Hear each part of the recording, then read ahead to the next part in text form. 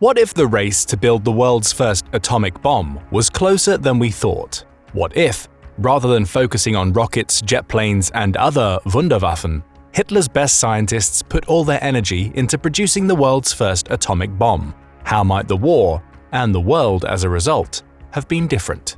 Leading historians have sounded off and seem to confirm that, in fact, Nazi Germany could not possibly have built a weapon like the atomic bombs dropped on Hiroshima and Nagasaki.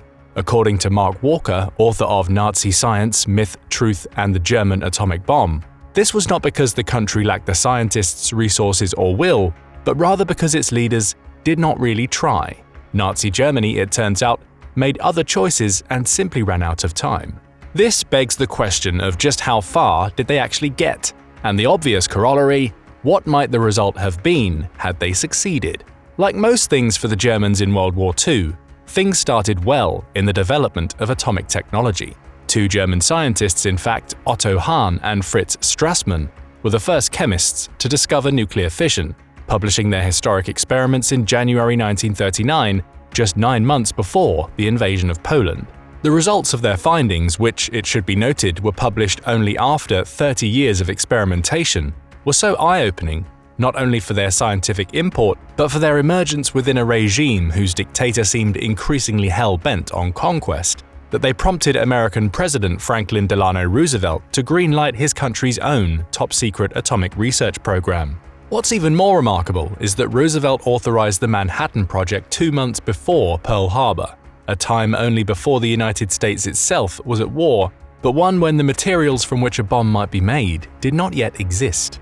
Over the 3 years and 10 months it took for American scientists to finalize the nuclear weapons they eventually dropped on Hiroshima and Nagasaki, public fears over the possibility Germany might win the atomic arms race gripped the Western world. They never knew just how far Germany was from succeeding, a consequence of deep-seated realities in German physics, German politics, and the German military situation. This did not stop their keen interest in Hahn and Strassmann's discoveries. In their groundbreaking experiment, both men had discovered the presence of barium after bombarding uranium with neutrally charged particles. One of their former colleagues, a refugee named Lise Meitner, who had fled the Nazi regime to Sweden with her nephew, a scientist named Otto Frisch, made the important connection. The uranium's nucleus had split in half. The discovery sparked a scientific revolution.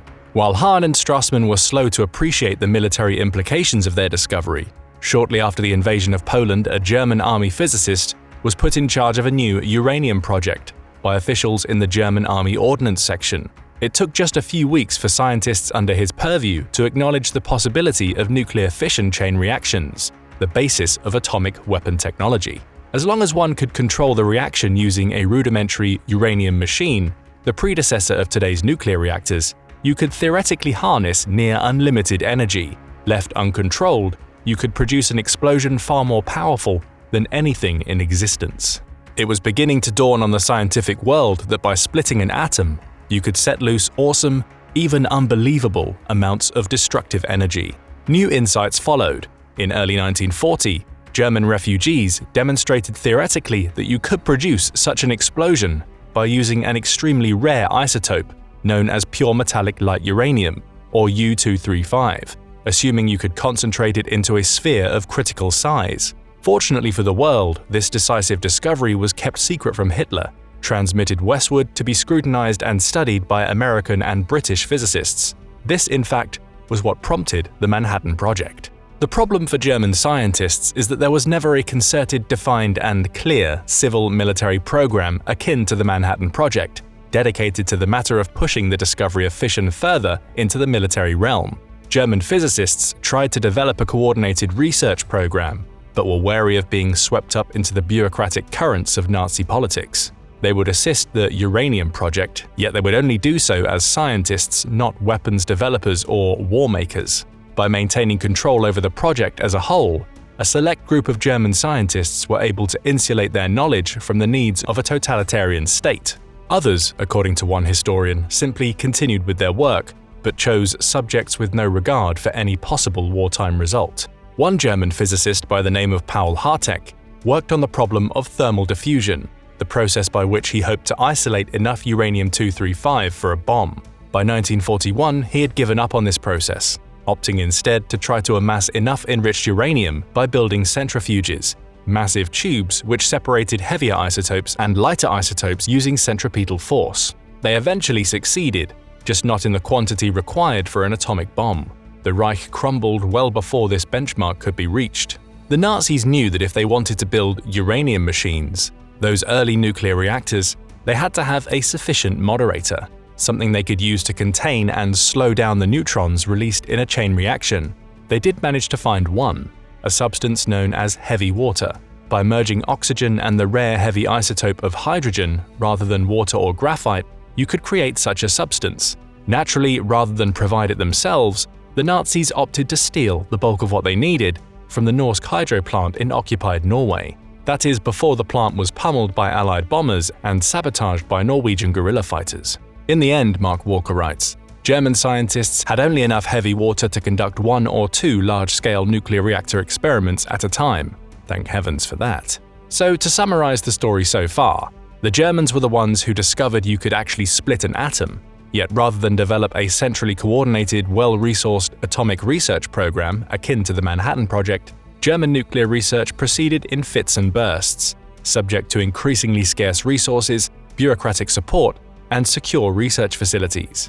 They kept trying even as Hitler's regime fell apart. By 1945, they had scraped together enough resources to build a prototype nuclear reactor capable of achieving a controlled and sustained nuclear fission chain reaction. They created latticed 3-dimensional cubes made of pure uranium metal in the hopes of building an atomic bomb.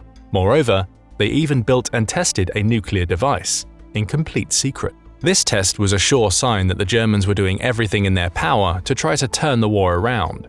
With both the Allies in the West and the Soviet Union in the East closing in on Berlin, both sides knew it would be a scramble to identify, kidnap, or eliminate all of Hitler's scientists.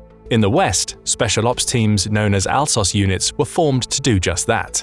Led by Colonel Boris Pash, the counterintelligence officer in charge of security for America's nuclear weapons program, the Alsos team, known as Lightning A, stayed near the advancing front lines. Whenever Allied forces overran another German-occupied town, they would arrest and interrogate any scientists captured for more information on the state of the Nazi nuclear program. Each time they encountered a new scientist, it became clearer to the American and British units that the Nazis still did not have a nuclear bomb. Pash's forces quickly realized that perhaps the Allies are simply not looking in the right place. The lines had not advanced quickly enough, and so Lightning A pressed on behind enemy lines, engaging with roving bands of die-hard Nazi youths fighting under the banner of the Werewolf until they reached Heidelberg. By then, it was beginning to dawn on the Nazi soldiers confronting Lightning A that the Krieg was truly verloren. More prisoners enter the Allied cages. More are interrogated for any knowledge on secret Nazi science programs. Eventually, Lightning A discovers the presence of a group of underground Nazi nuclear scientists working at a laboratory hidden in a cave. What they found more than vindicated their efforts: a test nuclear reactor, one they disassembled almost immediately. Word got out that the Allies were rounding up Nazi scientists and had found the reactor, sending many German physicists into flight. The last thing Lightning A needs is for Nazi nuclear technology to get far more sophisticated the further they venture into Germany. As they kept up the advance, they uncovered another secret research facility disguised as an ordinary textile mill. This time, there are 25 German scientists who eventually reveal the location of hidden Nazi research files. It'd be a stinky extraction. All of them were kept, after all, tightly sealed in a watertight drum suspended in a deep cesspool. Pash's squad wade through the excrement and eventually unearth the promised capsule. It is just as the German scientists described, loaded with valuable research notes, experiments, and further evidence that Hitler was on the path to successfully creating the conditions for a nuclear bomb. The final task for Lightning A was to find the ex-Nobel Prize winner and kingpin Nazi scientist Werner Heisenberg, who was hiding out in the Bavarian Alps, tinkering around with natural uranium reactors. After multiple engagements with ferocious German guerrilla units, they managed to track Heisenberg to the town of Urfeld, where there are another 700 SS troops. Pash tricked them into surrendering and giving up the location of Heisenberg, who was captured 2 days before Hitler's suicide. The subsequent interrogation with Heisenberg was everything the Allies hoped it would be. Hitler never had, nor was truly close to developing a viable nuclear weapon, he told the Americans. He was eventually flown to England for incarceration alongside almost a dozen other Nazi scientists. According to transcripts of interviews released almost 50 years later in 1992, Heisenberg and his colleagues were reportedly shocked to have learned in August 1945 that the United States had actually dropped an atomic bomb on Japan. These post-war interviews are telling, not only for what they reveal about the state of the German nuclear program, but for what they reveal about the scientists Hitler employed. Sure, they may have been covering for themselves by openly admitting they were glad the Allies had won World War II. Heisenberg said he had told the other scientists on repeated occasions he had never contemplated a bomb, only an atomic pile to produce energy.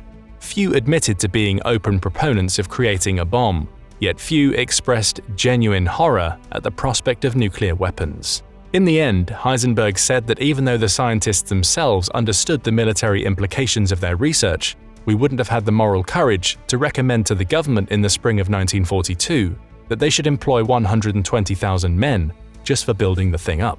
Many of these scientists were eventually shipped back to Allied-occupied West Germany, where they would participate in nuclear research for decades to come. As part of this video, we naturally pose the question as to just what Hitler may have done had he gotten his dirty little Führer fingers onto a real atomic bomb.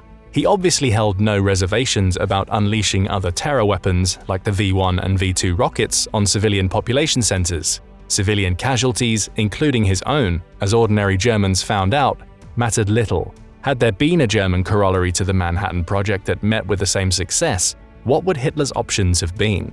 Unfortunately for him, given the amount of time, energy, and resources it took to actually develop the first two viable atomic bombs, the most impactful windows of strategic opportunity would have long passed him by. The first and potentially most significant target had he magically been able to use a nuclear weapon would have been England, vulnerable and reeling after the collapse of its ally France. Hitler harbored the mistaken notion that once France fell, Britain would quickly sue for peace. In this, he vastly underestimated Britain's resolve, and so when they opted to fight on, his natural decision was to try to bring Britain to its knees through a strategic air campaign. During the Battle of Britain, the Royal Air Force demonstrated its mettle, going toe-to-toe and eventually surpassing the Luftwaffe. This battle not only lifted British spirits, animating them for the long road back onto the continent via North Africa and Italy, but gave confidence to their most important ally, the United States, in the interim period that it still maintained its neutral status. A nuclear blast on London might have decapitated Britain's political leadership in one fell swoop. The psychological shock for the rest of the populace would have magnified this tragedy 100-fold. There's a great chance that this might have knocked Britain out of the war for good. Isolated, the Soviet Union would have had a much harder time fending off the Nazi hordes. There's a good chance the nuclear devastation rained down on Britain would have had the unfortunate knock-on effect for Hitler of bringing the United States into the war even earlier. More insulated from attack and more than capable of developing its own atomic weapons, the detonation of a nuclear bomb in 1940 would have jump-started the atomic arms race that unfolded during the Cold War, with far graver possibilities. Yes, the United States may still have been vulnerable to a Japanese attack on the scale of Pearl Harbor, but it's hard to see Germany triumphing over the combined might of the US and the USSR, even without the concerted collaboration of Great Britain. If anything, it would have taken decades to produce the quantity of atomic bombs that would be necessary to bring the Soviet Union and the United States to its knees. Under these circumstances, it's easier to envision the war dragging on years, potentially decades, longer than it did. Logical holes in our first case also apply to our second. A nuclear first strike on the USSR shortly before or immediately after Germany's summer 1941 invasion. With the way Hitler pined for the slaughter of the Slavic and Jewish peoples on the Eastern Front, the prospect of being able to drop a nuke on a prioritized plot of Lebensraum would have made him positively salivate. There's only one problem. Well, two, actually. The first is the matter of delivery. It doesn't matter how many nuclear weapons you make if you lack the systems required to deliver them. In terms of both sophistication and the weight involved, it isn't enough to use a traditional bomber aircraft. The first atomic warheads were large, physically imposing weapons. The Americans struggled to get Fat Man and Little Boy onto their oversized B-29 bombers. The German Strategic Air Force, even at its apex early in the war, had bombers far smaller than the B-29s would be. The Heinkel HE-111, for example, the Luftwaffe's bomber of choice during the Battle of Britain, may have been deadly for its time, yet fully laden with 2 external bomb racks which could each hold one 4,400-pound bomb, another 1,100-pound bomb, internal bomb bays which held 8 551-pound bombs, and additional fuel cells where the wing bomb cells sat, it weighed in excess of 30,000 pounds, making it so agonizingly slow it could only be used at night. Most German bombers were either medium bombers or dive bombers. They did not employ a 4-engine heavy bomber like the Allies did during World War II, something that may have enabled them to safely deliver a nuclear weapon to the target destination. This is because the earliest fission bombs weighed an insane amount, about 10 tons or 20,000 pounds, while they would later get the weight of the first 2 atomic bombs down to about 10,000 pounds apiece. These heavyweights far surpassed anything the He-111 or anything the Luftwaffe flew was accustomed to carrying. In truth, the sheer weight of these nuclear weapons almost eclipsed the payload capacity of just about every aircraft in existence at the same time, save 2: the British Avro Lancaster and the American B-29. The Allies considered using a Lancaster bomb for the Manhattan Project, but eventually ruled it out for several reasons. The first was its bomb bay. It was simply too narrow to release a weapon as large as the project required. The second was the question of availability and interoperability. The fact that American airmen and commanders did not want to be beholden to an aircraft of British make and origin. They wanted an American design to carry the first American atomic bomb. And so they had to purpose-build a B-29 for this specific task. Known as the Silver-Plated Project, the modified B-29s utilized for the atomic mission over Japan were far different than anything the Americans had built before. They had to account for the theoretical damage incurred by the warhead's explosion, shockwave blast, and the anticipated fallout. In a post-war interview, Paul Tibbets, the pilot of the B-29 which dropped the first atomic bomb, said that the bomb's first shockwave registered 2.5 G-forces on the aircraft. That was a good kick in the pants. Banking to protect the crew's egress, Tibbets said he could taste the radiation. It was like putting a piece of metal in your mouth like a sucker, he said. Just to keep the crew safe, his B-29 had to have elevated performance thresholds and a modified bomb bay at the minimum. Building such an aircraft proved exceptionally difficult. In early tests with Thin Man, narrow-bodied plutonium-based bombs, the 17-foot-long projectiles were still too long to fit into the B-29's 2 bomb bays. American engineers had to cut out the central fuselage section of the bomber's belly out entirely, mount a separate bomb suspension system under the wing spars, and remove the upper and lower turrets and the radome between the 2 sets of bomb bay doors to accommodate the warheads. Subsequent tests also failed, prompting revisions and retesting. Eventually, the Silver Plate program succeeded at integrating all the proposed changes. The new aircraft had better cooling, fuel injection, and improved fuel and manifold systems, as well as new propellers with reverse pitch capability, allowing the plane to improve power braking when landing. The bomb bays had pneumatic actuators, rather than slower hydraulic systems. The bomb bays had a new H-frame structure with stronger braces and electronic release systems for the payload. All this to say that it took a lot to safely deliver an atomic bomb to the target site. Germany simply lacked the systems to do this effectively, part of the reason why it tried to remove the delivery system altogether with its 3000 V2 super rockets, which rained down destruction on their enemies. Those, by comparison, could only carry a 1-ton warhead. Its payload capacity is not even close to what would be required, not to mention its unreliable and high failure rate. Honestly, Germany's best bet may have been simply to rig up a submarine or unsuspecting civilian vessel with the bomb and float it to its target, like London, via the Thames estuary, or put it on a truck somehow and drive it to the heart of Moscow, a suicide mission for anyone involved. And so to the issues of delivery, we must add the second problem of dropping a nuclear bomb on the USSR: quantity, both in terms of warheads and the sheer masses of people available to the USSR. Even if Hitler were able to drop an atomic bomb on a prime urban target like Moscow, Leningrad, Stalingrad, or another massive concentration of Soviet forces like those at Kursk, it would never be the killing blow Hitler would need. It might give the German armed forces a much-needed breather and potentially even offer an opportunity to retain the initiative on the Eastern Front, but such gains would be fleeting.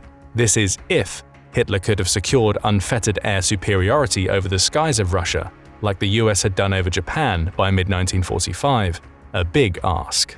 Hitler would have been smart enough, I know that's assuming a lot, to know that annihilating Moscow would not have ended the war with the USSR.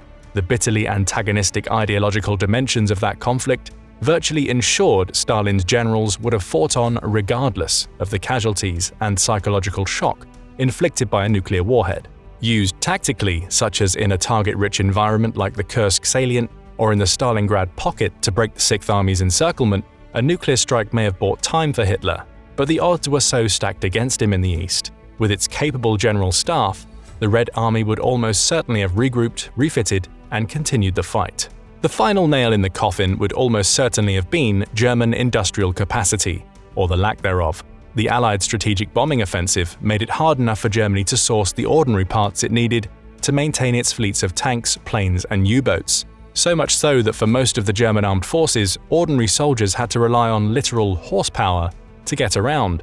Refining uranium and making plutonium are incredibly difficult tasks in the best of times. It took many industrial plants scattered across the United States to produce the requisite material for the Trinity tests, and even more to stage the bombings on Hiroshima and Nagasaki. Germany lacked any such industry. The industry it did possess was under near constant aerial bombardment. But what do you think? What would Hitler have done if he'd built the first atomic bomb? Let us know in the comments, and don't forget to subscribe for more military analysis from military experts.